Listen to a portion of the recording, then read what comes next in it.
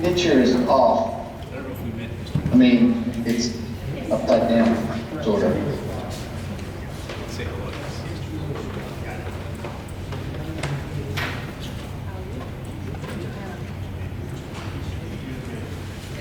There.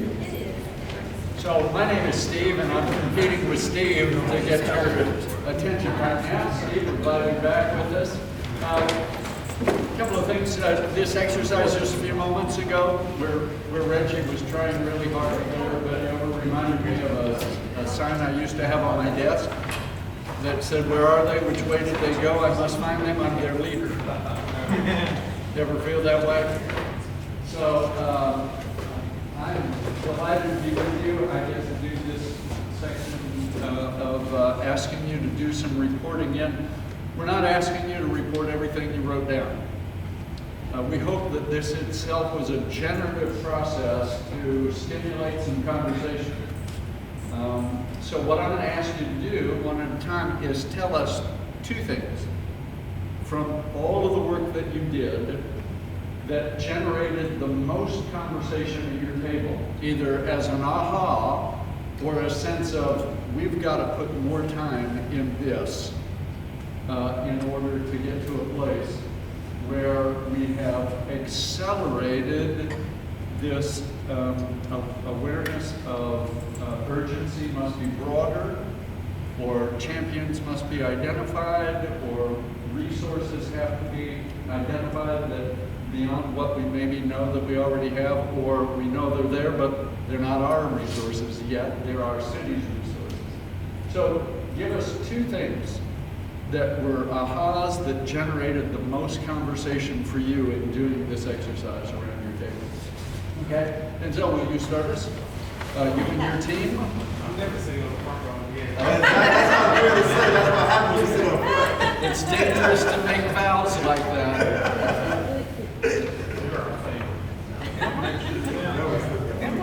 You're our favorite too.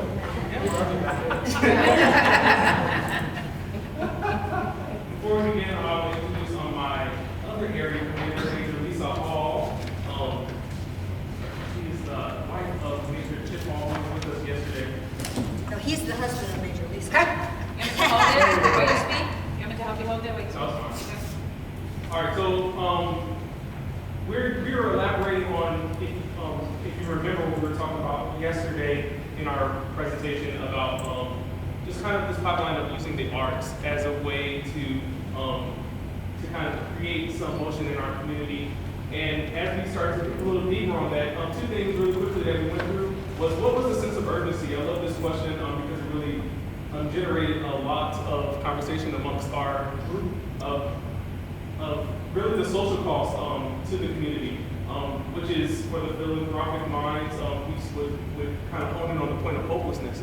The sense of hopelessness that is generated from the deficit of equity in arts in Palm Beach, and social costs as it pertains to substance abuse and government dependency, crime, medical dependency. All of these things are what would cost us what would happen if we don't do it? And that's what would happen. It would be great social costs to our community. So we would extrapolate out from looking at some demographics in our community, targeting, we kind of know where the poverty pockets are in Palm Beach County, and we talked a little bit about that. So to look at the demographics of, how many kids are dropping out, how many kids are unemployed in their 20s, how many, are ending up homelessness. We've got, of course, a huge aging out of foster care. We didn't even really touch on that much, but that's sort of hits everywhere.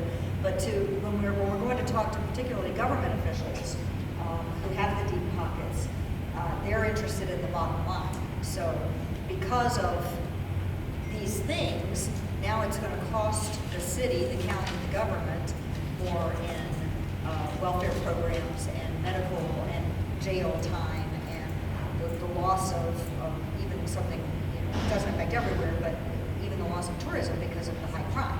So there's a direct correlation between the situation, which is the fact that kids are not trained and don't have opportunities, and the cost to the local government. So if I can say that back to you, you believe that urgency will be amplified the more people are aware of the social costs that currently exists by not having access to some of what you think could be provided and would reverse some.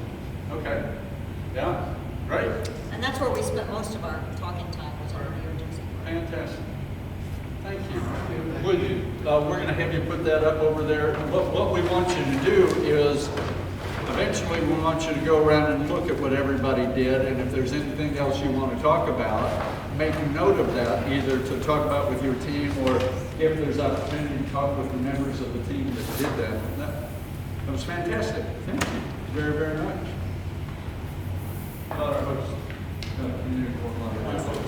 Yeah, Michael. Thanks. Thank you.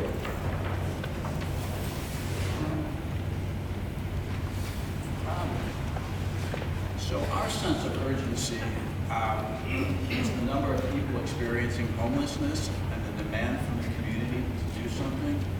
A lot of this is population driven. I mean, we've just increased the size of the population. Our facilities were built 35 years ago.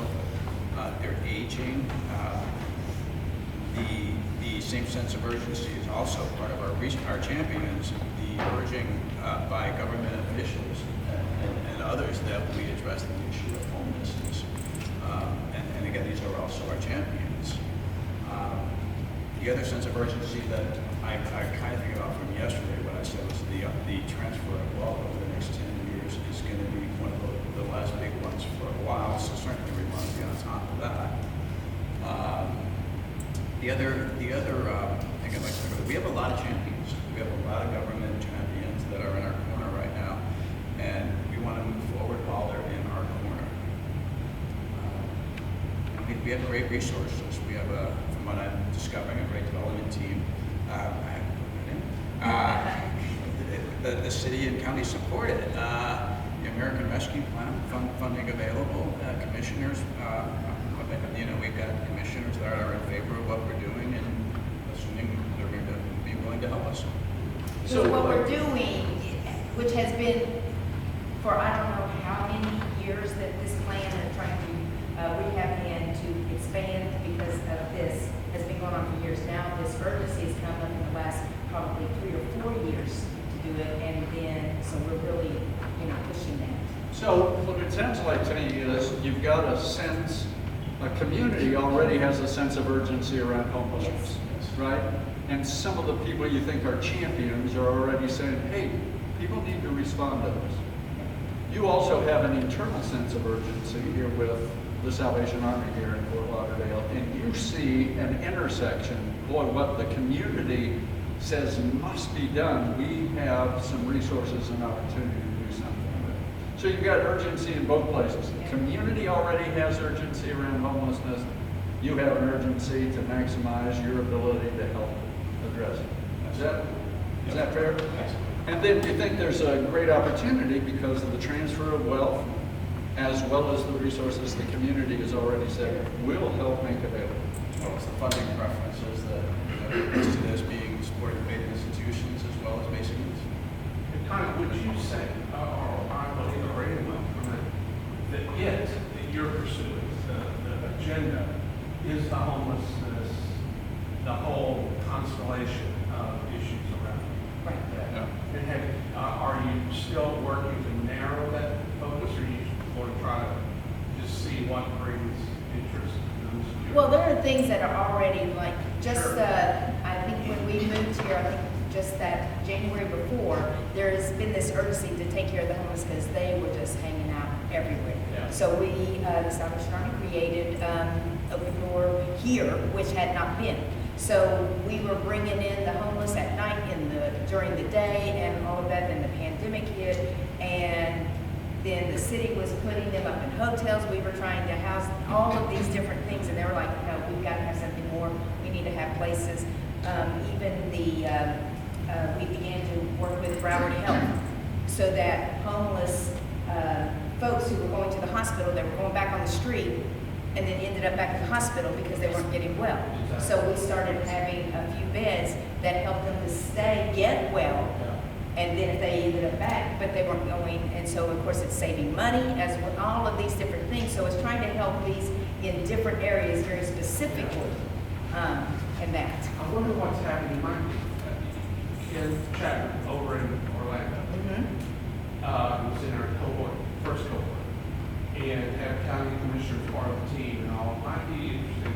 I've lost touch with exactly where that process is, but there were 2 initiatives growing out of their time. And part of that has to do with our capital campaign that's very specific to trying to get, which will just help us to, again, maximize and expand and be able to fit this need. And A couple of $20+ million deals came out of that, so that's in the same arena that you're talking, almost 20 years, 17, Right. whatever, so pretty big vision. yes, it is. I'm just wondering, they may be, I don't know if they're further down the road or you can help them. Might be worth it. Okay. Just find You out. hear that, Steve? Excuse me, Yes, Okay. one of my questions is, again, from my Wells Fargo days when I was involved up in Broward, there's a lot of agencies in this area, right? Broward Coalition for the Homeless is probably the biggest one. What kind of relationships do you guys have with them? In Miami, we talk about the Homeless Trust. There's not an equivalent funding source up here in Broward. But what is your relationship with those other organizations? And by the way, Reggie, you're absolutely right. The work in Orlando is probably the best in the state around homelessness. So you're right, that's a good place to start. well, I can answer that. Please do. Can you hear me? Yes. Okay, so, we've never asked the county or the city for funding, for our homeless operation. This year, the county has committed $500,000. This year, the city of Fort Lauderdale has committed over $250,000 to our budget. So, we're on the road to partnering in and getting, and beyond that, we've heard from one of our champions in the county that this is not a 1 or 2 year cycle of funding. It is without an end because they love the programs that we're doing. So because of that, we're trying to build on those programs to really and deal with the whole person, so that we're not just getting them off the street, but we're helping them, improve and be able to, move beyond homelessness. So, The pathway of hope. That way, that's right. so just a point of clarification. There are partners and there are collaborators and there are complementers. And real partners are for each other, right? And so Correct. if the full issue of homelessness is going to be addressed, then the partners each have something to bring to the table, but the partners aren't serving one entity. That's where Reggie's comment about the scorecard. What would be the scorecard that indicates that homelessness is being adequately addressed? What's going to be reduced? And so finding out the question about what's your relationship with other potential partners is not those who are coming alongside the Salvation Army, so much as Salvation Army is one of the Right. partners at the table. And that's- Lily was sharing about that earlier. She had to go to a meeting and then come back. She was saying that we do have our partners that we work well with. And she says she has seen an increase in becoming more as a partner. That when being able to work together, being able to share the load, being able to know that if we're not able to handle something, we've got someone that we can go to, and the same for them. Good. Empowered, All right, so empowered this county. was this was the areas that got the most generated conversation. Correct. Was the sense of urgency and the excitement about how this is the right time to move forward with others. That's great. Thank you. Miami, yes. A quick question, to go back to the issue of the story, making the bridge now from this to the story. To what degree should urgency, when we look at urgency, we should look at it from the point of view of distinctiveness of urgency? So what are we gonna do that no one else is doing that becomes our pitch, our story? I think that's early. Yeah. Because Outcomes. everybody loves homelessness, but the issue is what piece of the homelessness are we gonna go out? So going back to. Outcome. Going back to Glenn's suggestion that a best practice is to engage others in the conversation, where you find out not only what their passions are, but what their resources are, how they're uniquely designed to bring contributions. That's all part of the process of developing a collaborative team to address those. And then what you'll hear is each individual's or organization's unique area of strength for making a contribution. And we'll find out that, for instance, Pathway Hope is terrific. Is it somebody mentioned silver bullet. You know, silver bullet isn't the way to go. That's not the silver bullet. It is a pivotal piece of addressing, but not the silver bullet. So there are more things that are needed. Yeah, right? Okay, thanks. All right, I need to get Miami up here because we need to move along. So Miami, would you please come again and tell us the two things that generated the most, either aha or generated the most conversations out here, some things we want to move forward.